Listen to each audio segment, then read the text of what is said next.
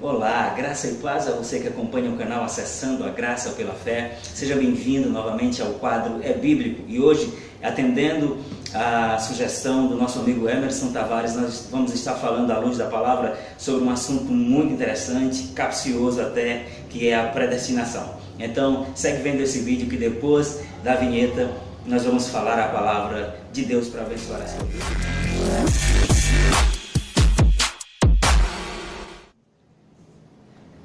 Glória a Deus. E então, predestinação é bíblico?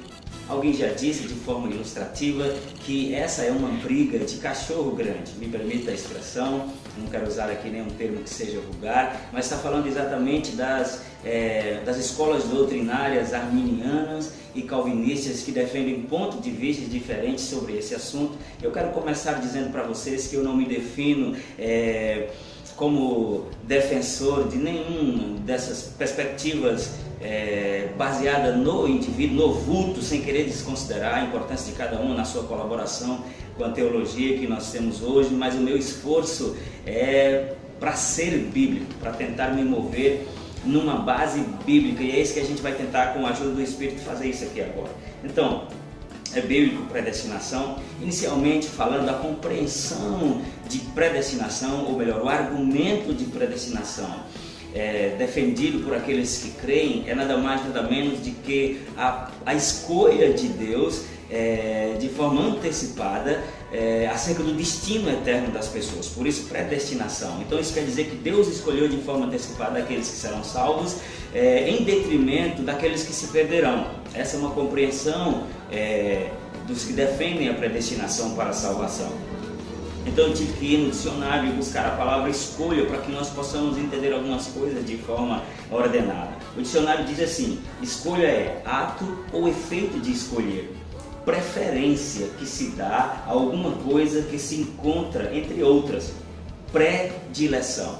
Então a escolha sugere uma predileção. E se a salvação é baseada na predestinação, na escolha, o critério seria a predileção. Quando a Bíblia diz em Atos 10, 34, que Deus não faz acepção de pessoas. Lendo o texto, diz assim: e abrindo Pedro a boca, disse: reconheço por verdade que Deus não faz acepção de pessoas.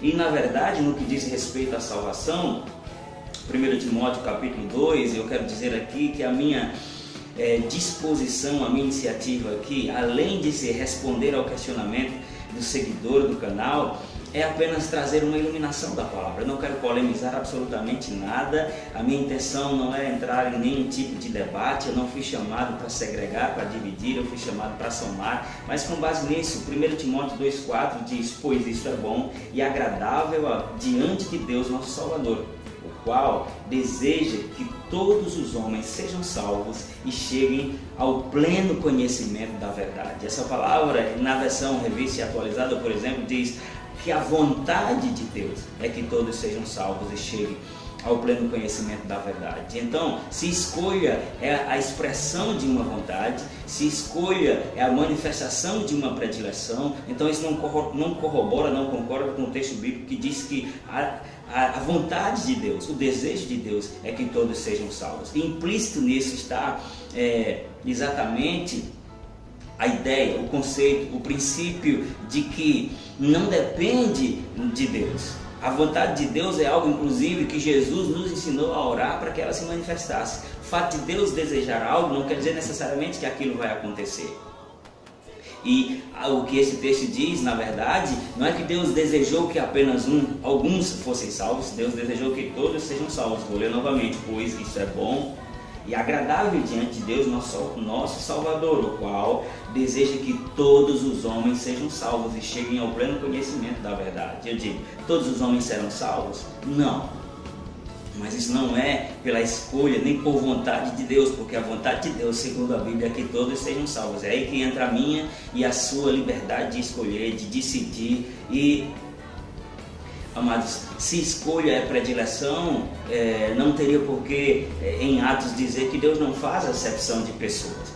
E se já está definido de forma antecipada com base na soberania de Deus, que as pessoas já foram determinadas, decretadas que serão umas salvas e outras perdidas, com base em que critério?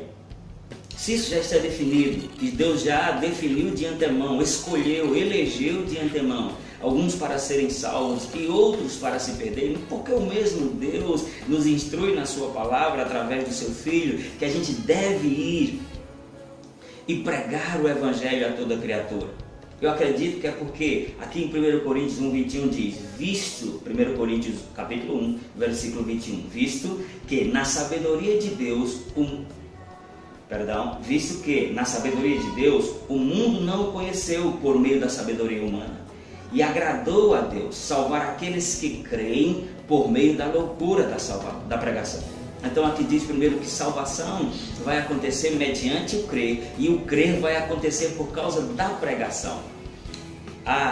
Romanos 10:17 diz, porque a fé ela vem pelo ouvir e ouvir a palavra de Deus. A fé vem pelo ouvir e ouvir a mensagem de Cristo, a pregação de Cristo. E esse texto diz que aprove a Deus salvar os homens, não pela sua escolha e pré-ordenação, mas aprove a Deus salvar os homens pela loucura da pregação.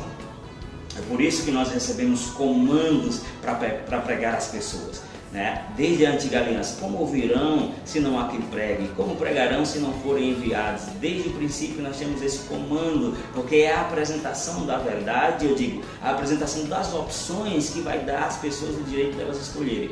E Deus é um Deus de amor. É um Deus que está à porta e bate. É um Deus que não viola. Ele revela o seu caráter dessa forma. Por que nós precisamos pregar? É exatamente porque Deus não decide por nós.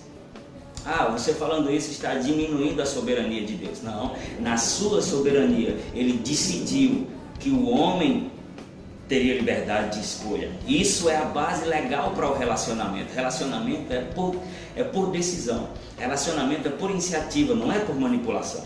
Relacionamento é por escolha. Eu escolho alguém para namorar, eu escolho alguém para casar, e eu escolho Deus para servi-lo. Deus permite que nós o escolhamos ou que o rejeitamos. Veja o que diz em Deuteronômio 30:19.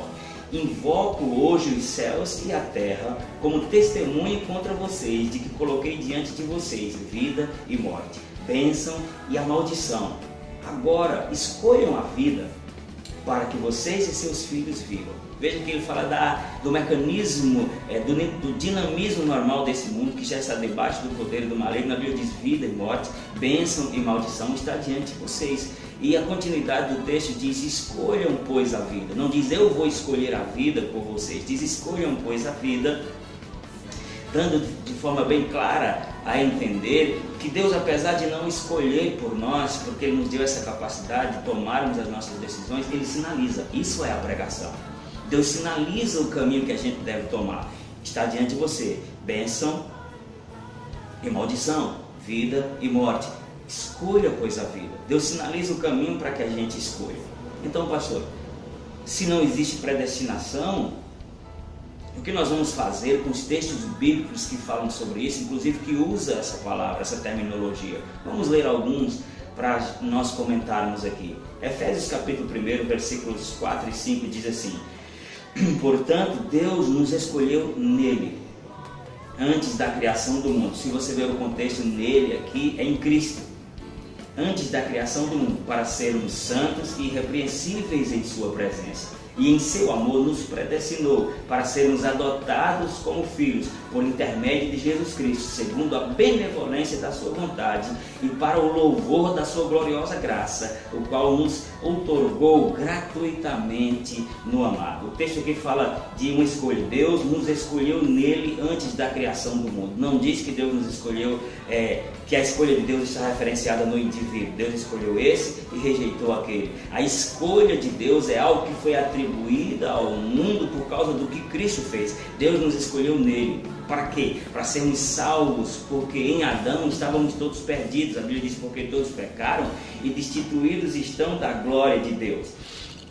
E em seu amor, versículo 5, nos predestinou para sermos adotados como filhos. Nós perdemos a filiação espiritual quando Adão declarou emancipação em relação a Deus quando ele pecou, e a Bíblia diz, em Romanos capítulo 5, porque pelo pecado de um só homem entrou a morte, e a morte se estendeu a todos os homens, e a continuidade do texto diz, porque todos pecaram e destituídos estão da glória de Deus. Até chegar o texto, os versículos a partir do 15, que diz, não se pode comparar a transgressão de um homem com a dádiva de Deus, porque pela transgressão de um homem gerou a morte, mas pela dádiva de um só homem gerou justificação a todos os homens, de forma que aqueles que receberam a imensa provisão da graça e o dom da justiça reinarão em vida por meio de Jesus Cristo. Aqui, implícita em meio a essas palavras, tem a frase, aqueles que receberem. Então tem algo providenciado, a imensa provisão da graça, o dom da justiça, mas tem a condição do receber.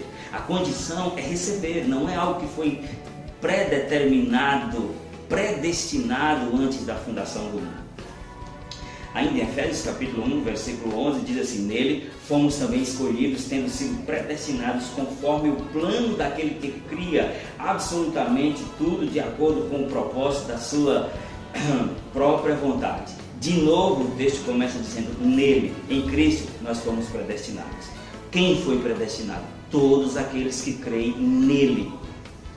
Porque a Bíblia diz de forma muito clara que todo aquele que nele crê não pereça, mas tenha a vida eterna. Então, existe predestinação? Existe sim. Agora, qual é a base da predestinação? Veja o que diz em 1 Pedro 1:2.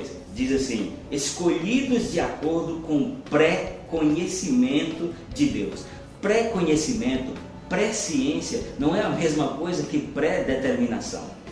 Não é a mesma coisa que predestinação. Pré-conhecimento quer dizer conhecer as coisas de forma antecipada. No seu atributo absoluto de onisciência de Deus está a presciência. Onisciência é conhecer todas as coisas. Presciência é conhecer as coisas de forma antecipada. Então, na presciência de Deus, Deus viu quem creria e quem o rejeitaria, mas ele não determinou isso, tanto que ele diz, vá e pregue, porque é por meio da pregação que as pessoas vão ter a oportunidade de escolher se querem ser salvas ou não. Da mesma forma, Romanos capítulo 8, versículo 29 vai afirmar a mesma coisa, portanto, aquele que antecipadamente conheceu, também os predestinou para serem semelhantes a seu filho, a fim de que ele seja o primogênito entre muitos irmãos. E a continuidade disso fala da nossa condição de novas criaturas. Hoje ele diz, e aos que predestinou, antes também chamou, e aos que chamou, antes igualmente justificou, e aos que justificou,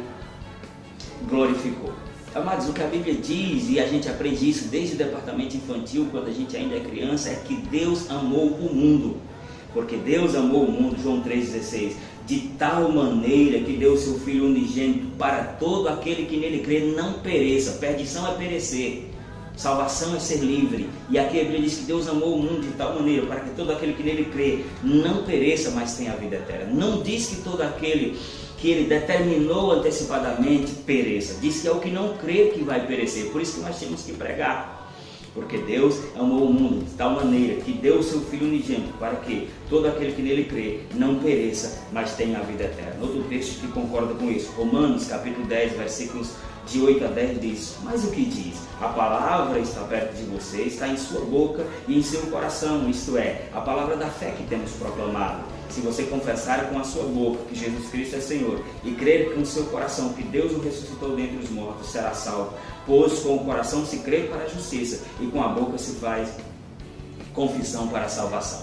Então a ideia, o conceito, o argumento de predestinação como algo antecipadamente decidido por Deus acerca de quem vai para o céu e quem vai para o inferno, na verdade fere a bondade de Deus, fere o caráter de justiça de Deus. A Bíblia diz no Salmo 34, no versículo 8, provem e vejam que o Senhor é bom. A Bíblia diz no Salmo 92, no versículo 15, que Deus é justo, nele não há injustiça. A Bíblia diz no Salmo 5, no versículo 4, que Deus é bom e não habita mal nenhum nele. E eu não vejo como nada de bom alguém determinar que pessoas vão sofrer o castigo eterno, que pessoas vão estar num lugar eternamente onde a Bíblia diz que o verme nunca morre e o fogo nunca se apaga. Um Deus que ordena que uns vão ser felizes e outros vão sofrer, não é um Deus que eu confio. Não é um Deus que a gente pode entregar a nossa vida para que Ele, para estar escondido nele, como diz no Salmo 91, porque a mim se apegou com amor, eu o porei a salvo. Diz que nós estamos no esconderijo do Altíssimo e descansando à sombra do Onipotente. No Evangelho de João, no capítulo 1, nos versículos 11 e 12, diz: Ele veio para o que era seu, mas os seus não os receberam. Mas a todos quantos os receberam, deu-lhes o poder de serem feitos filhos de Deus, a saber, os que creem em seu nome. Eu não quero de forma alguma, nem vou fazer isso, entrar em discussão teológica, defender arminianos ou calvinistas. Eu quero simplesmente ficar com a simplicidade da palavra, que diz de forma muito clara que Deus nos amou de tal maneira que providenciou formas de que aquele plano que foi a princípio comprometido pelo procedimento de Adão fosse restaurado, o plano da salvação, através do sangue de Jesus, que é o novo e vivo caminho de acesso a Deus. Então eu e você temos hoje a oportunidade de, por meio da pregação da fé, recebermos. Efésios 2, a partir do versículo 8, diz: porque a salvação é por meio da graça, a salvação é de graça, por meio da fé. Isso não vem de vós, é dom de Deus, não por obras para que ninguém se glorie. Deus em Cristo pagou todo o preço necessário para que eu e você fôssemos salvos, mas eu e você precisamos crer para receber essa salvação. Como eu falei, o Evangelho de João capítulo 1, no versículo 12 diz, o 11 diz: Ele veio para o que era seu, mas os seus não os receberam. E o 12 fecha dizendo: Mas a todos quantos os receberam, deu-lhes o poder de serem feitos filhos de Deus, a saber, os que creem no seu nome. A minha instrução a você é: baseie-se na palavra. Você tem o Espírito Santo dentro de você. Pegue os textos, principalmente os que revelam o caráter de Deus, o caráter de amor de Deus, que a Bíblia diz que Ele nos amou primeiro, nos amou quando éramos inimigos. E tome a sua própria decisão.